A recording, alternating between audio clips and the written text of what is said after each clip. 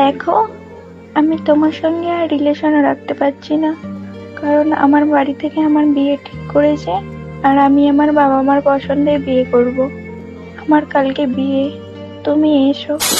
চলবে হারের পালকি কইরা যখন গেলা সামনে দিয়া, শেষ দেখাও দিলা না আমারে। ফিরা আইসা দেখবা তুমি চইলা গেছি জগৎ ছাড়ি, পাইবা শুধু আমায় স্বপনে। চলবে হারের পালকি কইরা যখন গেলা সামনে